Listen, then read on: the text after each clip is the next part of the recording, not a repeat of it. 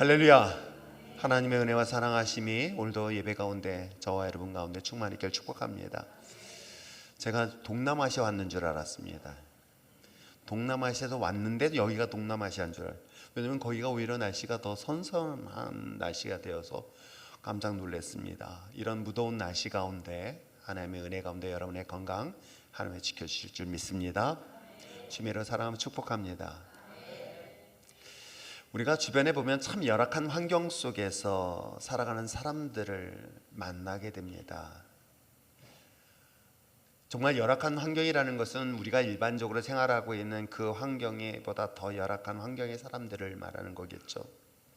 그러한 사람들에게 예수를 믿는 한 사람으로서, 목사로서 그들에게 무엇을 전해줘야 될까라는 것들을 사실 심각하게 고민할 때가 많이 있습니다. 특별히 선교지 다니다 보면은 더더욱 그런 많은 이웃의 사람들을 보게 되어지고요.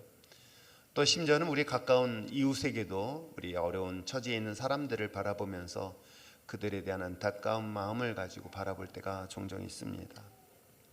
육신의 질병으로 인하여 고통당하는 사람들, 현대의학으로 치료가 불가능한 그러한 상황에 있는 사람에게 필요한 것은 분명 치유일 것입니다. 건강이겠죠. 때에 따라서는 절망 속에 신음하여 낙심하여 이젠 죽음 스스로 목숨을 끊는 방법 외에는 다른 방법이 없다라고 생각하는 절망의 깊은 수렁 속에 갇힌 사람들도 있습니다. 아마 그들에게 살 수 있는 것은 유일한 것이 있다면 소망이고 희망이 아닐까요? 배고픈 사람, 물질의 어려움을 당한 사람들에게는 당연히 물질의 어려움의 문제를 해결해 주는 것이 그들에게는 필요한 것일 것입니다. 근데 우리가 물질도 있고 건강도 있고 또 절망이라는 것도 있지만 또 우리 주변에 쉽게 볼 수 있는 사람들이 있으니 그것은 버림받은 사람들의 이야기예요. 부모로부터 버림을 받고 심지어는 학교 생활에서 친구들로부터 왕따를 당하여 버림받았던 그런 깊은 상처를 받은 사람들, 남편으로부터 버림을 받고 또는 주변의 많은 사람들로부터 버림받은 사람들에 대한 상처받은 영혼들, 그들에겐 분명 위로와 그들을 품어줄 수 있는 사랑이 필요하지 않을까 생각해 봅니다. 그런데 여러분, 가난의 문제 하나만 가지고도 힘든데, 육신의 질병의 문제도 힘든데, 버림받은 것까지도 힘든데, 여러분 이것을 한꺼번에 가지고 있다고 한번 생각해 보시기 바랍니다. 몸은 병들었습니다. 주변에 자신을 돕던 사람들이 모두 다 떠나고 이제 누구도 그와 가까이 하지 않으려고 합니다. 사람들부터 외면을 당합니다. 무시를 당하지요. 조롱을 당합니다. 그리고 그 육신의 질병이 오래되어서 더 이상 이 질병의 문제를 해결할 수 없는 절망 상황의 끝자락에 있습니다. 가지고 있는 모든 재산도 다 날렸습니다. 자기 몸 하나 이제는 더 이상 이 모든 것들을 해결할 수 없는 이런 복합적인 질병의 문제, 이 복합적인 삶의 문제를 가지고 있는 사람의 경우는 과연 이 문제를 어떻게 해결할 수 있을까? 특별히 선교지를 다니다 보면은 그런 어려운 이웃들을 만날 때마다 목사로서는 마음 아픈 그런 고통스러움을 느낄 때가 많이 있고요. 실질적으로 제가 수원에 여기 처음 목회 내려왔을 때도 그런 이웃들을 참 많이 보게 됩니다. 하나만의 문제면은 그래도 어느 정도 위로를 받을 수 있고 방향을 제시할 수 있는데 하나가 아니라 복합적인 거예요. 말씀드린 것처럼 가난하죠. 몸은 병들었죠. 사람들은 냄새 난다고 저주 섞인 그 삶을 손가락질하면서 가까이 하지 않죠. 외면하고 있습니다. 내일이라는 희망조차도 없는 이런 복합적인 문제를 가진 사람에게 정말 필요한 게 무엇일까요?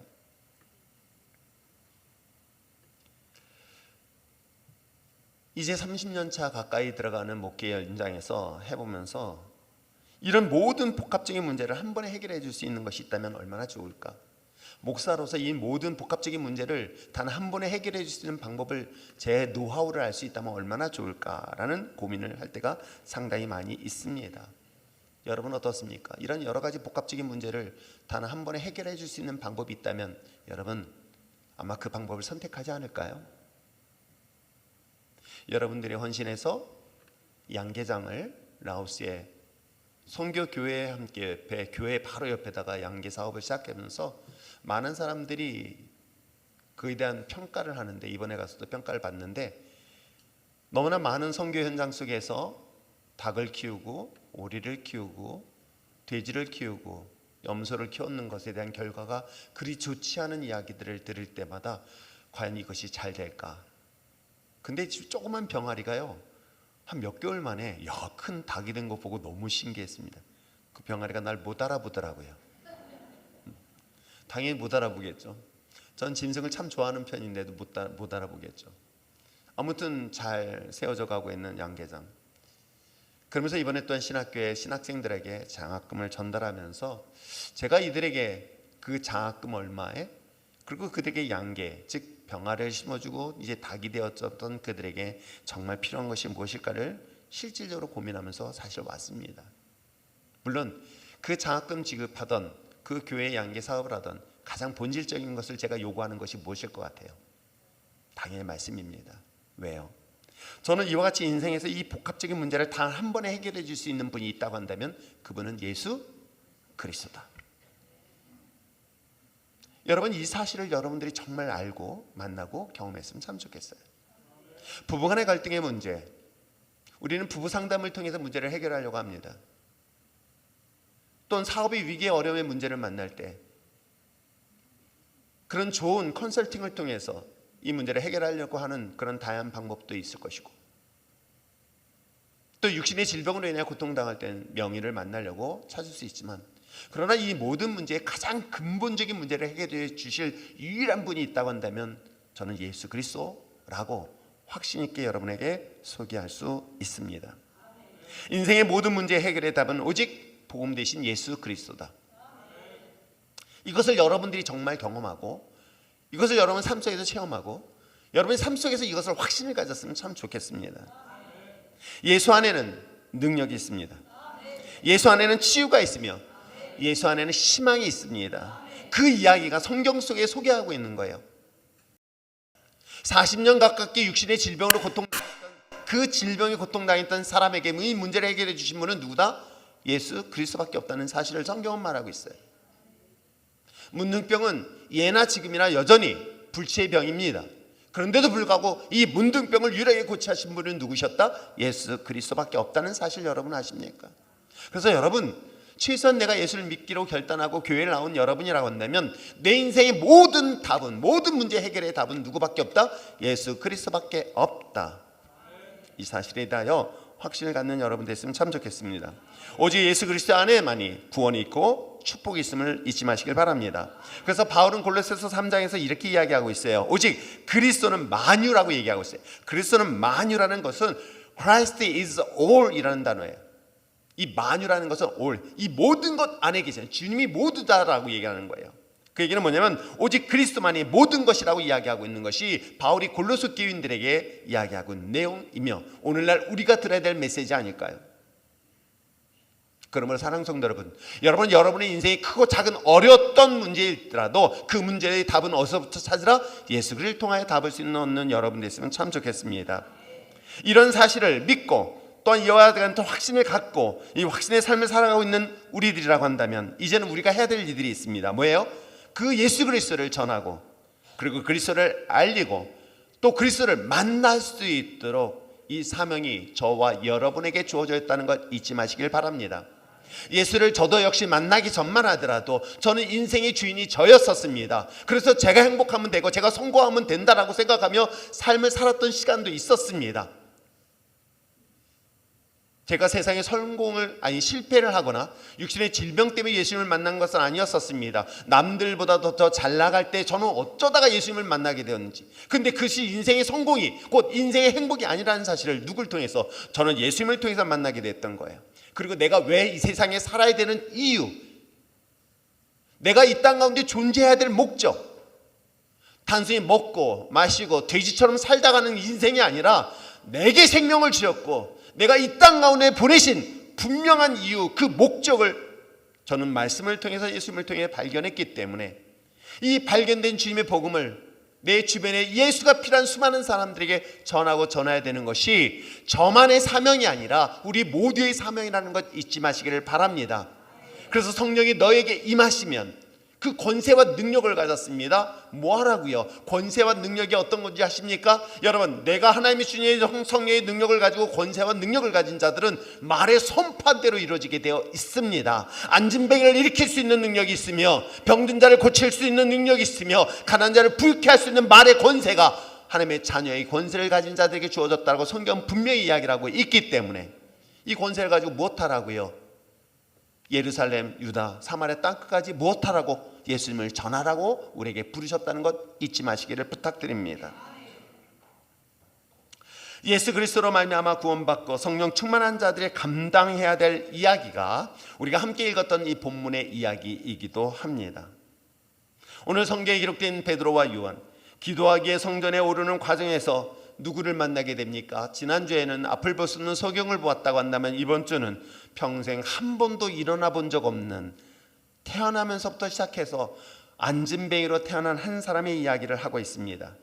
그는 단 한 번도 걸어본 적 없을 것입니다. 그러한 사람을 만났습니다. 그가 몇 년 동안, 오늘 사도행전 4장 22절에 보면은 그가 자그마치 40여 년 동안이라고 성경은 이야기하고 있어요. 그러니까 40여 년 동안 그는 단 한 번도 걸어본 적 없이 안진뱅이의 삶을 살았던 그를, 누가? 성전에 올라가고 있는 베드로와 요한이 그를 만나게 되어집니다. 어쩌면 성전 미문에 앉아있는 이 안진뱅이에 필요한 것은 무엇입니까? 일용한 양식 아닐까요? 오늘 여러분 앉아있는 이 자리에서 여러분이 무엇이 필요해서 이 자리에 앉아 있습니까? 혹시 내 인생에서 필요한 것은 여전히 40여 년 동안 일용할 양식, 삶의 문제를 바라보면서 혹시 이 자리에 나오거나 이 세상을 살아가고 있는 것은 아닐까요? 오늘 이 사람도 똑같았을 것입니다. 성전 미문에 앉아있던 그에게 인생에서의 가장 필요한 것은 오늘 하루에 일용할 양식이었을 것입니다. 구걸하지 않으면 어느 것도 해결할 수 없는 그 절망적인 상황들, 그래서 성전 안에 감히 들어갈 수 없는 그런 낮은 자존감을 가지고 오직 하나의 소망이 있다고 한다면 성전 예배를 드리는 사람들에게 은혜를 받는 것, 하나님께 은혜를 받는 게 아니라 그들의 은혜를, 부스러기의 은혜라도 그야말로 동전 몇 입에 자신의 하루의 식사를 해결할 수 있는 것이 그에게는 또 다른 소망이고 희망이 아니었을까요? 그렇기 때문에 그에게는 내일에 대한 희망은 가지고 있었을까? 어찌 보면 태어나면서부터 안진뱅이라는 것은 이젠 그것은 더 이상 희망을 볼 수 없기 때문에 그 자체를 운명처럼 받아들이고 있었던 것은 아닐까? 내 인생이 가난하고 육신의 질병이 그리고 내가 근본적인 여러 가지 해결할 수 없는 이 모든 문제들을 마치 그것이 내 인생의 전부인 것처럼, 그것이 하나의 또 다른 운명처럼 받아들이고 있는 것은 아닐까요? 라오스에서의 한 달 생활비 월급, 보통 평균적으로 월급은 한 200불 이내라고 이야기합니다. 20여만 원, 30만 원 이 안쪽이라고 이야기를 합니다. 그것까지 절대적인 생활을 사실은 할 수가 없어요. 더군다나 일정한 월급을 받는 사람들의 경우는 월급이라도 기대할 수 있지만 하루하루 일용할 양식을 얻기 위하여 일당을 뛰는 사람들에게서는 오늘 하루를 공치면 또 내일 하지. 그들은 염려와 두려움, 걱정 아니라 그냥 똑같은 삶의 패턴이었던 것을 제가 주목하게 되었죠. 왜? 지금까지 그랬으니까. 지금까지 삶이 그랬으니까. 오늘 하루 못 벌면 내일 또 벌면 되고, 내일 또 못 벌면 그 다음날 벌고, 또 그 다음 되면 빌려서 쓰고. 그렇기 때문에 그들은 오늘 하루의 가난함이 마치 삶의 전부인 것처럼 삶을 살아가고 있기에 그들은 내일에 대한 희망을 가질 수 없었던 것 또한 사실이기도 합니다. 이 성전 미문에 있는 안진뱅이도 마찬가지 아닐까요? 40여 년 동안 한 번도 걸어보지 아니했던 그에게 있어서 만약에 경제적 여유가 있다면 굳이 사람들에게 구걸하겠습니까? 사람들의 도움이 필요했고, 마치 우리 교회 성전 문 앞에 하루의 일당을 벌기 위해서, 하루의 식사값을 벌기 위해서 구걸하고 있는 그 사람, 때로는 자존심도 상하지만 이건 자기의 생명과 관계된 문제이기 때문에, 그렇기 때문에 자존심도 없어졌어요. 이건 당연한 것처럼 여기고 있는 거예요. 그리고 이것이 마치 인생의 전부처럼 살아가고 있는 이 절망적인 상황에 빠져있는 이 40여 년 동안의 안진뱅이 이야기. 많은 사람들이 성전에서 예배를 드리고 있지만 자신은 정작 예배의 성전 문턱에 올라가지 못했던 한 사람의 이야기. 그런 그에게 필요한 것이 무엇일까요? 여러분, 그런 사람에게 정말 주고 싶은 건 무엇일까요?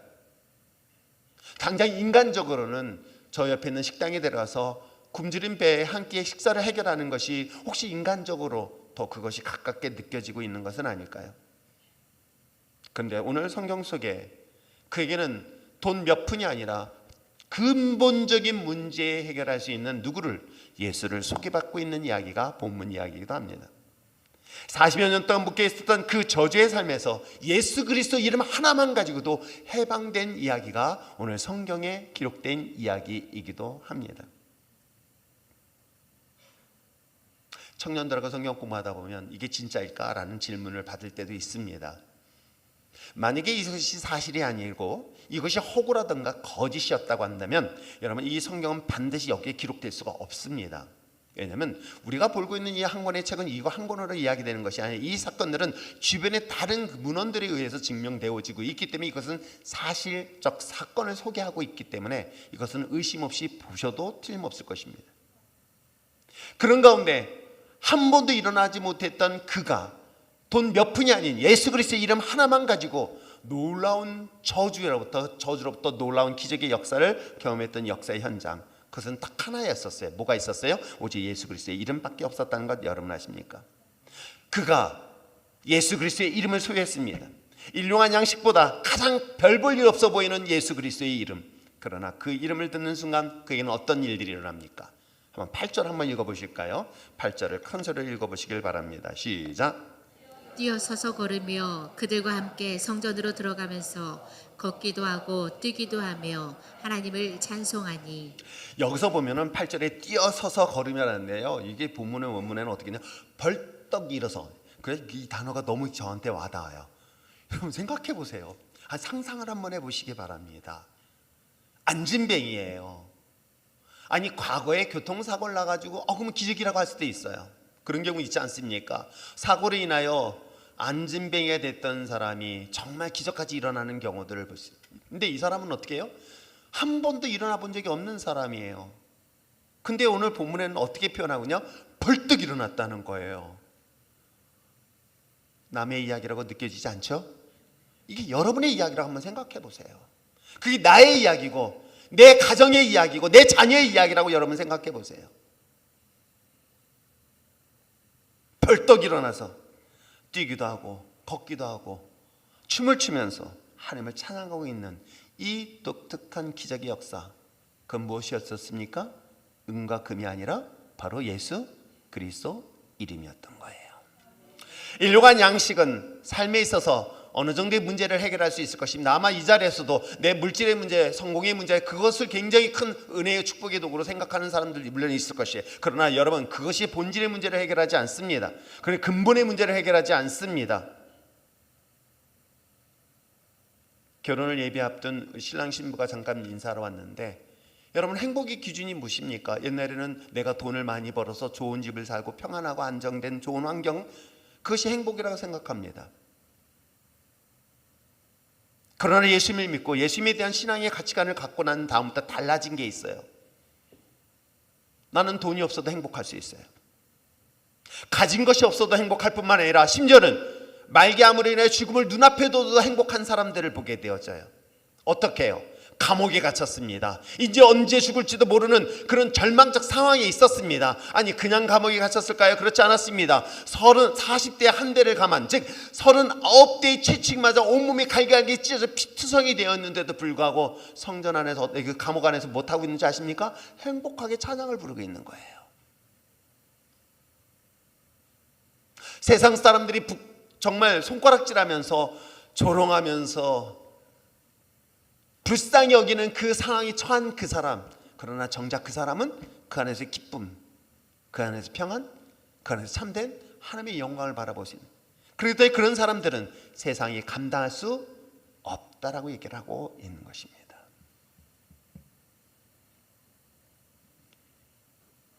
여러분의 인생에서의 가장 근본적인 문제를 해결할 수 있는 것은 잊지 마시길 바랍니다. 오직 예수 그리스도.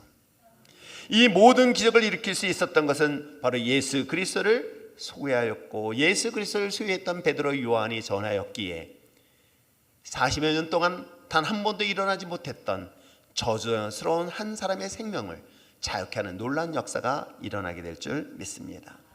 저는 그래서 예수님을 통하여 구원받은 저와 여러분에겐 하나님의 자녀로서의 특권을 가지고 있다, 저는 이 확신하고 있어요.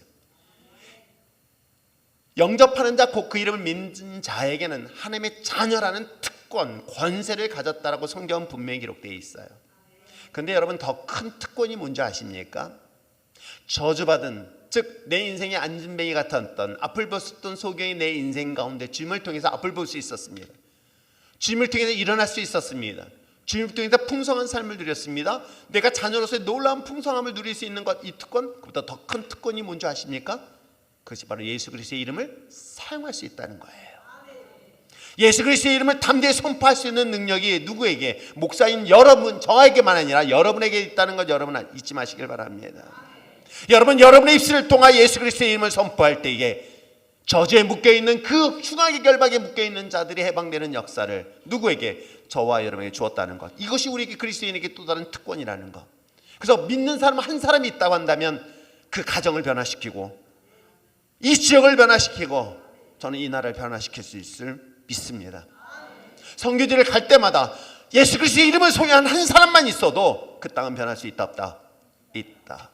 로마의 그 복음의 역사는 바로 바울이라는 한 사람의 예수 그리스도의 생명을 가진 자 통해서 역사를 일으키고 있다는 것 여러분 아십니까? 저는 우리 율전의 신앙의 공동체, 여러분 한 사람 한 사람이 그 무엇보다도 예수 그리스도의 이름을, 능력을 소유한 그런 믿음의 자녀로서 이젠 여러분이 그리스도를 통하여 구원받은 것뿐만 아니라 이 말씀을 통해서 예수님을 소유함으로 인하여 구원이 필요하고 저주에 묶인 자들을 해방시키는데 거룩하게 쓰임받는 저와 여러분 되실 주님의 이름을 축원합니다. 그것이 주님의 이름을 사용할 수 있는 특권이 누구에게 있다? 누구에게 있다? 나에게 있다. 잊지 말입니다. 다시 한번, 예수 그리스도의 이름의 권세를, 예수 그리스도의 이름의 권세를, 사용할 수 있는 능력을 나에게 있다. 이것을 담대하게 선포하시길 바랍니다. 그때 맨날 목사님은 아닙니다, 여러분에게 있습니다. 오늘도 아침에 권사님이 생일이라고 생일 기도해 달라고, 그거 네가 하라고. 여러분의 그런 다양한 능력과 권세가 있으면 잊지 마시길 바랍니다. 자, 그렇다면 저는 이 본문의 말씀을 묵상하면서, 그래, 하나님의 구원받은 믿음의 자녀들에게 이런 권세와 특권과 능력이 우리에게 있다, 있습니다. 이건 이미 완료형이에요. 왜? 예수님이 2000년 전에 이미 죽으셨어요. 죽으심으로 인하여 나는 이미 죄로부터 해방됐다, 안 됐다? 해방됐습니다. 나는 예수 그리스도 통하여 나는 죄가 없다, 있다, 없다. 이것에 대해서는 조금 더 의심하지 말길 바랍니다. 그럼 난 구원받은 믿음의 자녀인 거예요. 이 자녀로서 권세를 가진 자들이 예수님의 이름의 특권을 사용하기 위해서라면 반드시 이 본문을 통해서 세 가지를 주목하게 되는 거예요. 첫 번째 뭐냐면 그 권세와 능력을 가지고 뭐 하라고요? 여러분, 하나님의 자녀의 권세를 가지고 무엇을 하라고 우리에게 주셨을까요? 저는 그것이 바로 사명인 거예요. 우리에게 생명을 주셨고 우리에게 구원을 주셨으며 우리에게 직분을 주신 이유는 딱 한 가지다. 이것을 통해 내가 이 땅 가운데 왜, 무엇을 위해서 살아야 되는지를 분명하게 알려주는 이야기인 것입니다. 그저 나 하나만을 위해서 살라고 존재하는 존재가 아니라는 것이에요.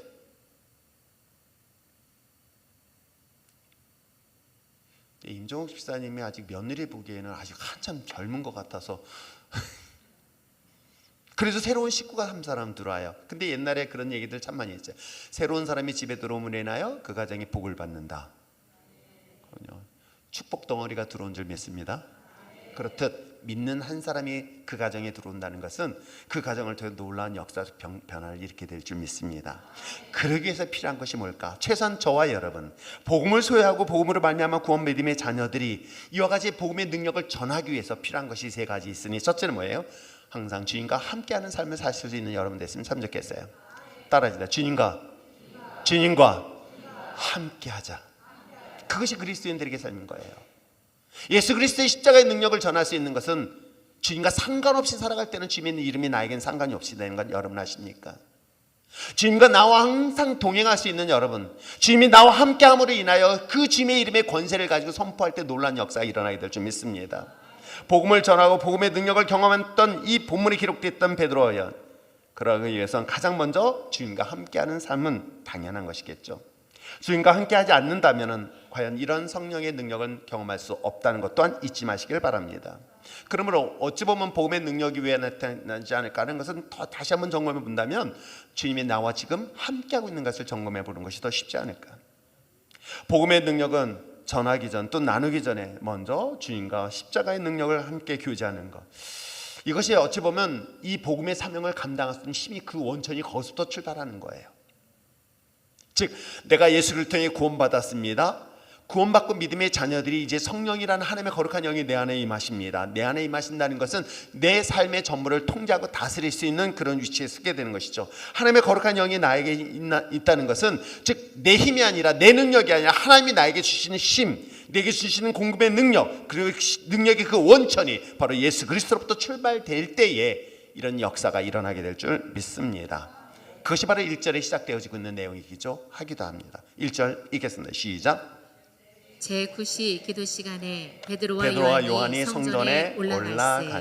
그렇습니다. 지금 베드로와 요한은 지금 어디 가고 있습니까?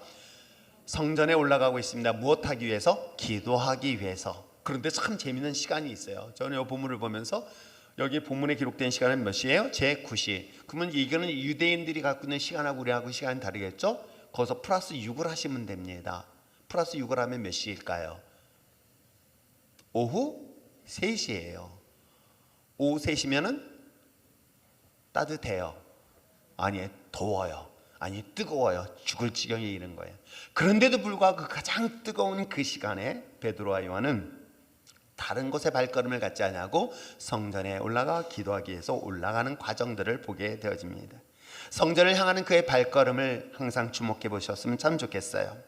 여러분, 기도라는 것은 결국 하나님이 내게 주신 그 교제권을 가질 뿐만 아니라 하나님이 내게 또한 능력을 주시는 유일한 통로라는 것 잊지 마시기를 바랍니다. 복음은 내가 경험하고 소유한 것 충만할 때에 그곳에서 놀라운 생명력을 가지게 되어 있습니다. 여러분, 하나님의 복음의 능력은 학습, 배워서 되는 게 아닙니다. 많이 배웠다고요? 그렇지 않습니다. 최근에 우리 백석교단의 백석신학교 교수님들과 함께 하는 건 특징이 하나 또 하나 있어요. 뭐냐면 교수님들한테, 신학을 가르치는 교수님들에게 1년에 꼭 학기 시작하기 전에 3박 4일 동안의 수련회를 통해서 먼저 기름 부심을 해서 기도하고 예배하자 해가지고 모여서 예배하고 기도하는 장면들이 뉴스로 소식을 듣게 되었습니다. 물론 학문적 지식과 능력은 탁월할 수 있을지 모르겠습니다. 그런데 놀랍게도 기도의 영성들이 점점 줄어든 것 또한 사실이기도 해요. 그래서 저는 두 가지 갖추라고 항상 얘기합니다. 차가운 이성과 뜨거운 가슴. 공부를 열심히 하되 가슴은 성령의 능력으로 충만해라, 이야기를 꼭 같이 권유해주고 싶어요. 그렇기 때문에 하나님의 능력은 배워서 되는 것이 아닙니다. 그것은 하나님의 성령의 기름 부심이 역사하심이 임할 때에 하나님의 능력이 나타나게 되어 있습니다. 왜요? 바울 또한 마찬가지 아닙니까? 그가 학습을 통해서, 배움을 통해서, 지식을 통해서 가지고 있었을 때는 오히려 사람들을 정죄하고 심판하고 죽이는 도구로 사용했던 역사를 우리는 보게 되어지죠. 그러므로 사랑하는 성도 여러분, 우리가 하나님의 능력, 하나님의 역사를 먼저 이것을 나누기 위해서라면 그만큼 하나님과 더 깊은 교제 시간을 갖는 여러분 됐으면 참 좋겠습니다. 유대인들의 기도 시간에는 오전 9시에 그리고 또한 12시에 그리고 오후 3시에 세 차례에 걸쳐서 기도를 합니다. 전 이걸 보면서 참 우리 인생에 있어서 좋은 습관은 몸에 배워라, 간직하는 게 좋겠다. 좋은 습관 가지시기 바랍니다. 근데 여러분, 좋은 습관하고 나쁜 습관 어느 게 더 쉬울까요? 사실 나쁜 습관이 더 쉽게 가져요. 좋은 습관을 갖춰야 되는 것 중에 하나가 뭐예요? 하나님과의 나와의 교제 시간인 거예요. 그것이 말씀의 시간과 기도의 시간, 이것은 여러분 몸에 습관을 시키기 위해서 제가 말씀 훈련시키고 있는 게 바로 이것이에요. 성경 공부를 시키려고 하는 것이 아닙니다. 성경 공부 안 해도 상관없습니다. 여러분, 공부 많이 한 사람이 변하지, 저는 그렇게 생각하지 않아요. 저는 말씀 자체만 가지고 분명히 하나님의 역사심을 저는 믿어요. 이번에 처음으로 장학금 지급할 때 사실 굉장히 큰 금액이에요. 그 아이들 입장에서는. 왜냐면 한 학기 등록금이 약 100만 킵이에요. 굉장히 많아요. 100만 원. 우리 집사람이요 10만 원 킵을 줬더니요 굉장히 큰 돈인 줄 알아요. 그래서 내가 50만 원 줄게 50만 킵 줬어요. 그러고 난 다음에 그걸 다른 목사님한테 물어봤어요. 그리고 저한테 화냈어요. 이거 여보 이거 50만 킵이야. 굉장히 큰 돈이야. 그러니까 잘 간직하고 아껴 썼어 그랬어요. 근데 10만 킵은 얼마인 줄 아세요? 6천 원 정도 돼요. 그러니까 3만 원 주고 생색을 되기는 거예요. 야, 이 50만 킵, 그 100만 원이면 대충 얼마인 줄 아시겠죠? 100만 킵이면 그 대충 뭐 계산해 보면은 뭐 10몇만 원 정도 되겠죠. 10만 원 안 되겠나? 6만 원 정도 되나? 6만 원 정도 되겠네요. 잘 모르겠다. 계산도 안 된다. 3만 원이니까 6만 원 정도 되겠네요. 그런데 6만 원이 그 지역에서는 결코 적은 금액은 사실 또 아닌 거예요. 근데 그의 몇 배 되는 것을 장학금으로 지급해 줬어요.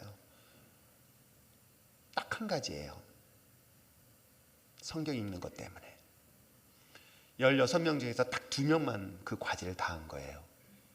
그랬더니 선교사님이 걱정하라는 거예요. 이 아이들 다 읽으면 어떡하냐. 걱정하지 말라고, 다 읽으라고. 근데 놀라운 게요, 이번에 강의를 하면서 그 16명 중에서 그 2명이, 성경을 읽었던 2명이 하루에 20장씩 육독을 했단 말이에요. 육독을. 근데 성경을 가르칠 때요 받아들이는 속도가 다르다고. 박영하 목사도 그걸 인정하는 거예요. 성경을 전혀 안 보고 신학 공부하는 친구들이 있는가 하면 성경을 6독, 그러면 총 졸업할 때까지 약 30독을 하게 되어지면 한국에 일주일 동안 여행 모든 비용을 내가 대주겠다라고 목표를 정해줬어요. 근데 사실은 여행의 돈이 문제가 아니라 그것 가지고 그 사람이 예수를 만나고 예수에 대한 말씀에 대하여 예수님을 인격적으로 만날 수 있다면 여러분 놀라운 역사가 저는 일어날 걸 기대하고 있어요. 그리고 사실 그걸 물어봤어요. 어떠냐 했더니 사실 그 내부 안에서도 말씀을 읽는 친구들, 그러니까 너무 안타까워하는 것이 그러면 사독한 사람은 그래도 100만 킵이라도 줘야 되지 않냐, 안 된다고 딱 잘라버렸어요.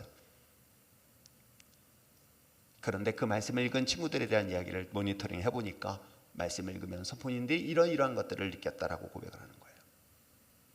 여러분, 우리가 지금까지 이 자리에 앉아 있어서 신앙생활 20년, 30년, 40년 아니 모태신앙이 됐던 여러분들 한번 스스로 한번 가슴에 손 얹고 기도해 보세요. 아니 스스로 점검을 한번 해보세요. 예수님을 어떻게 만날 수 있을까요? 환상 중에요? 기도를 해야 환상을 하지. 환장인가?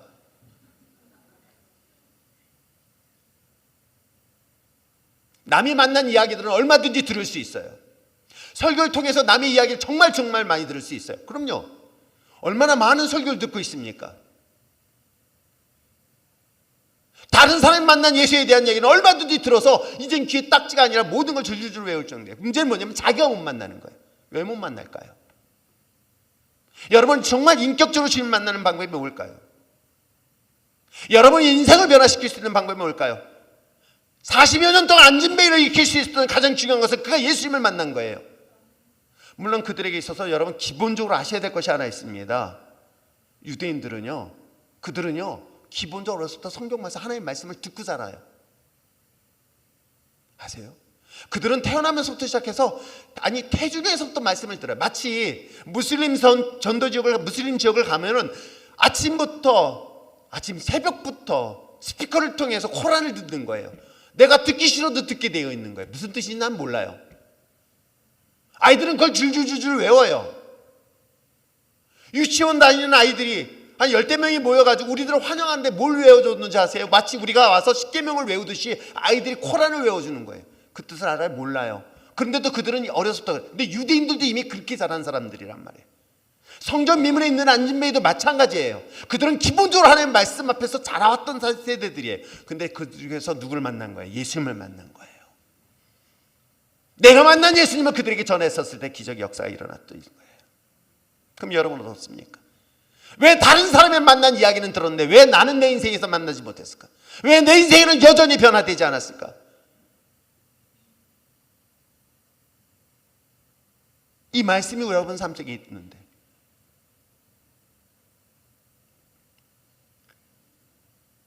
좋은 습관은 말씀과 기도라는 것, 그것이 예배로 나타나는 거 잊지 마시길 바랍니다.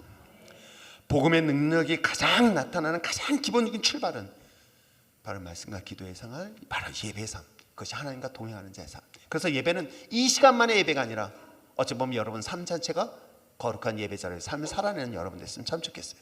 주일날 교회에 앉아서 여기서 드리는 예배, 그리고 밖에 나가서 세상 사람과 구별되지 않냐고 똑같이 살아가는 그리스도인의 삶이 아니라 세상에서도 거룩하게 구별된 믿음의 사람들, 세상의 유혹을 거부할 수 있는 용기 있는 사람들, 세상 분위 앞에서 당당할 수 있는 진짜 리얼 크리스찬들, 그 자체의 삶이 예배자의 삶, 바로 그것이 주님과 동행하는 자의 삶이라는 것 잊지 마시길 바랍니다.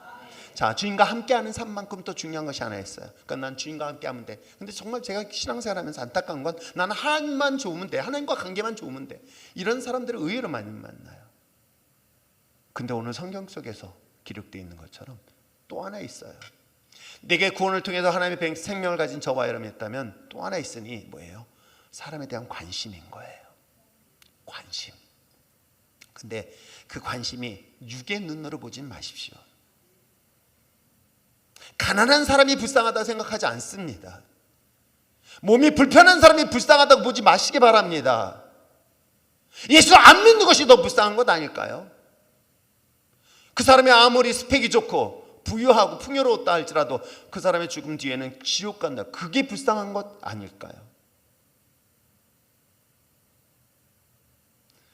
우리에게 정말 필요한, 그 상대방에게 정말 필요한 것, 그거는 관심으로 출발하지 않을까.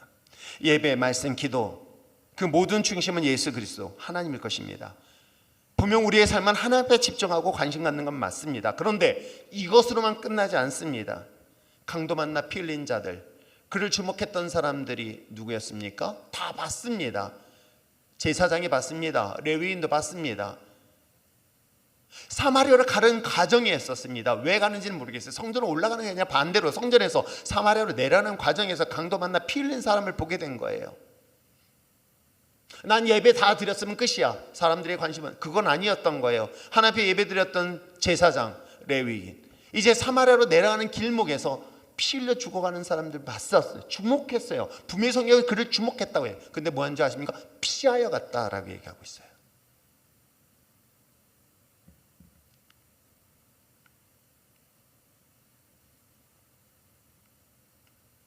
수많은 사람들이 성전을 향하여 올라갑니다.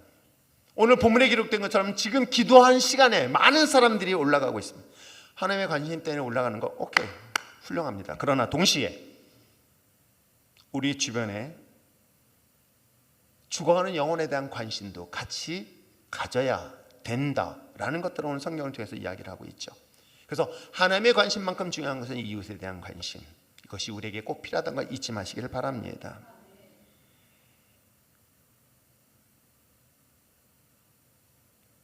근데 그 관심에 있어서 자꾸만 그걸 육의 눈으로 보는 경우들이 참 많이 보게 되어져요.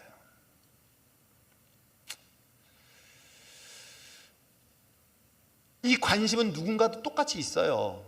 엔조하는 사람도 정말 많아요. 어려운 사람 돕는 사람도 정말 많아요. 그러나 복음을 전해야 될 사람들이 왜 엔지오 활동하는지 한 번쯤 깊이 생각해 봐야 될 내용이 2절에 등장하고 있어요. 자, 2절에 40년 동안 안진뱅이를 돕는 사람들이 등장하고 있어요. 얼마나 훌륭한지 몰라요. 물론 훌륭합니다. 자, 2절 말씀 한번 읽어볼까요? 읽겠습니다. 시작. 나면서부터 못 걷게 된 이를 사람들이 메고 오니 이는 성전에 들어가는 사람들에게 구걸하기 위하여 날마다 미문이라는 성전문에 두는 자라. 오늘 본문에 기록되어 있는 나면서 걷지 못한 이 사람을 메고 오니 이는 성전에 들어가는 사람들의 구걸하게 하여 날마다 미문에 앉은 성전에 둔 자. 지금 이 얘기가 뭐냐면 이 사람이 나면서 걷지 못했던 사람, 이 사람이 있어요. 이를 사람들이 메는 거예요. 훌륭해요. 어려운 사람 돕기 위해서 이 사람을 그래도 여기까지 옮겨준 것 훌륭합니다. 무명의 사람들은 이것도 또한 나쁘다고 얘기하지 않아요. 그건 엔조가 활동하고 있을 것입니다. 그러나 여러분 어떻습니까? 여전히 40년 동안 이 일을 성실하게 했던 것, 그것도 칭찬받고 인정받을 수 있고 정말 그들에게 훌륭하다고 존중받을 수 있을 것입니다. 그런데 문제는 평생 그래야 될까? 우리에게는 뭐가 있으면 되는데, 예수가 있으면 이 사람의 본질적인 문제를 해결할 수 있는 방법이 있는데,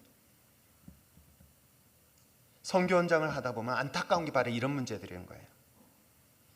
선교와 복음의 현장 속에서 너무나 쉽게 발견하는 것은 그들에게 여전히 필요한 일용한 양식들이었던 거예요. 그것이 예수님을 이야기하면서도 안타까운 마음들이 다가오는 거예요. 자, 4절 한번 볼까요? 4절 읽겠습니다. 시작. 베드로가 요한과 더불어 주목하여 이르되 우리를 보라 하니, 주목하라는 거예요. 나를 보라는 거예요. 우리를 보라는 거예요. 여러분들이 사람들에게 나를 보라고 얘기할 수 있을까요? 내 안에 주님을 보라는 거예요. 나를 주목해라. 그러면서 내가 너에게 은과 금은 없지만 6절에 이야기하는 것처럼 내가 있는 것을 줬어. 내가 있는 것이야. 있는 게 뭐예요? 예수 그리스도 이름인 거예요. 그리고 명령했습니다. 일어나 걸어라. 어쩌면 불쌍한 안진뱅이에 필요한 것은 은과 금일 것입니다. 있으면 나누는 것 중요합니다. 여러분들이 도네이션한 것을 가지고 그들에게 장학금을 지불한 것, 그러면서도 불구하고 그들에게 외치고 선포했던 것들이 있어요. 성경을 통해서, 말씀을 통해서 예수님을 만나라고.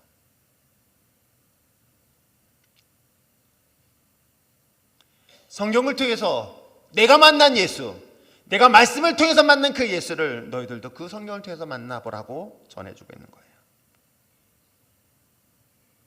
그렇다 해서 물질이 필요 없다는 것은 절대 아닙니다. 있으면 나눕니다. 베푸는 것 맞습니다. 그러나 그것으로 끝나서는 안 됩니다. 그것은 도구가 되지 목적이 돼서는 안 됩니다. 목적은 예수 그리스도다. 어쩌면 그들에겐 당장 필요한 것이 일용할 양식일 수 있어요. 그래서 선교팀들하고 항상 부딪히는 게 뭐냐면 자기는 그것만 필요하다는 거예요. 저는 그게 필요한 건 아니에요. 그건 도구일 뿐이에요. 내가 정말 필요한 것은 뭐예요? 예수 그리스도를 전하고 싶은 거예요. 복음을 전하고 싶은 거예요. 그들에게 예수님을 만나게 된다면 우리나라 이 가난하고 희망이 없는 절망적인 이 나라 이 민족에 예수 그리스도를 통해서 얼마나 많은 구원의 역사가 이 땅 가운데 임했는지 여러분 아십니까? 그러므로 사랑하는 성도 여러분, 그 사람이 가지고 있는 그 겉의 모습이 불쌍한 것 말고 그 안에 예수 없는 것을 보고 관심 갖고 그들에게 정말 근본적으로 필요한 예수의 생명을 전하기 위한 그 영혼에 대한 관심을 갖는 저와 여러분 됐으면 참 좋겠습니다. 그것이 우리의 또 다른 관심 아닐까요? 마지막으로 함께 합시다. 혼자 하는 게 아닙니다. 저 역시도 필드 나가거나 저 역시도 사역 현장 갔을 때는 여러분의 기도가 없다면 저 역시도 그 사역을 감당할 수 없어요.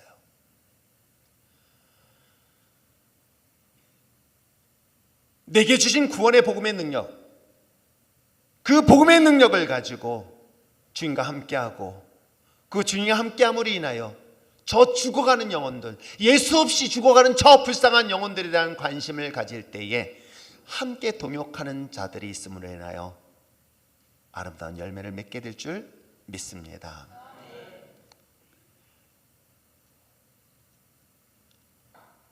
이번에 라오스의 선교지에 개인적으로 라오스 지역에 있는 선교사들 예상 인원은 70여 명이라고 그랬었어요. 보고하기를. 그래서 식사 준비를 하는 것으로 저녁 집회까지 다 연결했는데 인원이 더 많이 모인 거예요. 너무 많이 모인 거예요. 90여 명이 모여서 거의 100명 가깝게 인원이 모이기 시작한 거예요. 아마 라오스 역사상 그렇게 한 곳에서 모여서 집회를 한 케이스가 이번이 처음이라고 이야기를 합니다. 그래도 감사하게 아무 사고 없이 아무 문제 없이 잘 마무리되어졌고 그 이상의 하나님의 아름다운 결과를 맺게 되었습니다. 거기에는 함께하는 사람들이 있었기 때문에 저는 가능할 것이라 믿습니다. 저를 위해서 기도해 주신 여러분이 있었고 후원해 주셨던 여러분이 있었기 때문에 풍성하게 모든 일들을 감당할 수 있지 않았었을까. 오늘 성경 본문에 기록된 것처럼 베드로와 요한 함께 성전에 오르다 일어난 사건을 성경은 소개하고 있어요. 참 재밌어요. 베드로와 요한 어떤 관계일까요? 예? 되게 굉장히 강력한 라이벌 의식을 가진 사람인 걸 아세요? 그래서 요한복음 21장에 보면은 예수님을 다시 인격적으로 만납니다. 부활한 다음에 예수님을 베드로를 찾아서 만나요. 죄책감에 사로잡혔던 베드로에게 질문합니다. 너 나 사랑하니? 사랑하니? 사랑. 3번을 질문합니다. 베드로가 얘기했습니다. 예. 그러다 마지막에 주님이 아십니다라고 해서 얼버무리면서 끝을 내요. 그랬더니 예수님께서 그 3번의 질문 답변 이후에 너가 앞으로 어떻게 죽음을 맞이할 것이다 라고 딱 얘기를 해요. 자, 그런 정도 얘기를 들으면 여러분 어떻습니까? 주님께서 여러분에 나타나셔서 너의 미래에 어떻게 삶을 살 것이다 라고 얘기하면은 그 소리를 들었다면 여러분 어떨까요? 특히 베드로는 예수님을 3번이나 부인했던 그에게 나타나셔서 다시금 사랑을 회복하게 합니다. 얼마나 감격적인 일이에요. 펑펑 눈물을 흘리고 있지 않았었을까? 그리고 너에게 마지막 사명이 있다. 복음을 위하여 마지막까지 순교의 길을 할 것이다. 여러분 그 얘기를 들으면 하나님 감사합니다, 아니면 소원하다, 둘 중에 뭔 반응이 일어나야 돼. 근데 베드로 뭐라고 하는지 아세요? 요한은요, 자기는 그렇게 죽는다니까 갑자기 열받은 거예요. 그럼 어떻게 해? 그럼 요한은 어떻게 됩니까? 라고 질문하는 거예요. 그때 예수님은 상관없다, 넌 신경 쓰지 말라고 얘기하는 것으로 요한복음 마무리를 하고 있어요. 그 정도로 베드로와 요한은 사실은 묘한 라이벌 의식을 가진 관계임에 틀림없어요. 그런데도 불구하고 함께 동역하는 장면으로, 성전에 올라가는 장면으로 성경을 소개하고 있어요.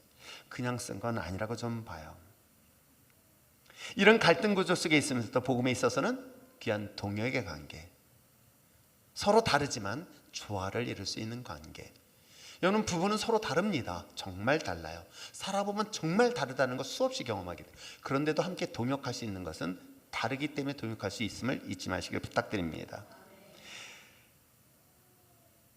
필드에서 복음을 증거할 때에 여러분의 절대적인 중보기도가 필요하고, 남편이 현장 가서 일할 때 그 남편에서 유일하게 기도할 수 있는 사람 누군지 아십니까? 아내가 되시길 바랍니다. 자녀를 위해 눈물 뿌려 기도할 수 있는 사람 누구일까요? 기도하는 어머니밖에 없다는 것 잊지 마시기를 바랍니다. 이게 협력하는 동역관계인 것 여러분 아세요? 목사인 저에게도 욕심이 있다고 한다면 바로 이 기도하는 사람들인 거예요. 말씀 전체를 한번 정리해 보시길 바랍니다. 예수를 통하여 구원받은 믿음의 자녀들, 어쩌면 제 인생에서도 정말 필요했던 것은 예수 그리스도예요. 복음으로 말미암아 진짜 예수 그리스도를 만났던 저에게 이제는 우리 주변을 돌아봤으면 참 좋겠어요. 그들에게 필요한 게 뭘까? 그들에겐 예수만 있으면 돼요. 사실은 예수만 있으면 깨어진 가정을 회복하는 역사를 경험하게 될 줄 믿습니다. 예수가 그 가정 속에 있을 뿐만 아니라 사업장 가운데 있으면 하나님께서는 흉년 가운데서도 그의 100배의 결실을 맺게 하는 역사를 하시는 걸 여러분 아십니까? 하나님이 함께 하시는 그 역사의 자리라면 오늘 문둥병, 그리고 40년 동안 안진뱅이, 앞을 볼 수 없던 소경, 심지어는 중풍병자까지 고치시는 것 여러분 아십니까? 그렇기 때문에 그러기 하기 위해서라면 먼저 우리가 누구와 함께 하시길 바랍니까? 주님과 먼저 함께하는 삶을 사시길 바라요. 날마다 주일 말씀을 묵상하는 이유도 그것 때문에 그러는 거예요. 날마다 말씀 가운데 서시길 바랍니다. 말씀을 묵상하고 말씀 속에서 예배와 기도의 삶을 살아내는 것이 주님과 항상 동행하는 첫 번째 삶이라는 걸 잊지 마시길 바랍니다. 그리고 이것을 가지고 어떻게 해요? 주변의 사람의 진짜 필요한 영혼에 대한 관심을 갖는 여러분 됐으면 참 좋겠어요. 겉에 보이는 것, 화려한 것, 그건 중요하지 않아요. 아무리 겉에 화려하고 풍요롭고 부유한다 하더라도요, 그 사람이 죽으면 예수 믿지 않으면 지옥 가는 게 그게 보일 수도 있어야 돼요. 그래서 그 사람 보면서 울 수가 있는 거예요. 안타까운 거예요. 아무리 권력을 가진 자 할지라도요, 그 사람의 끝자락은 지옥이라고 생각한다면 그것처럼 불쌍한 영혼이 어디 있습니까? 부자와 거지 나사로를 주목해 보세요. 아무리 이 땅 가운데 부자라 할지라도 그 생명 길어봐야 100년도 못 사는 인생인 거예요. 그런데 그가 죽음 이후에 어디 갑니까? 지옥 갑니다. 우리가 볼 수 있는 눈이 바로 이 눈이 필요한 거예요. 그리고 이것을 위해서 우리가 함께 동역하는 우리 신앙 공동체가 됐으면 참 좋겠어요. 함께 손을 붙잡고 하나님의 거룩한 나라를 확장하는데 마지막까지 마치 7개 교회에 대하여 빌라델피아 교회처럼 마지막까지 하나님 율전교회가 하나님께 인정과 칭찬받는 교회로 함께 동역해 나가는, 이제 예배를 보는 구경꾼이 아니라 함께 동역해 나가는 저와 여러분 되시길 다시 한번 주님으로 초대하면서 다시 한번 축복합니다. 기도할까요?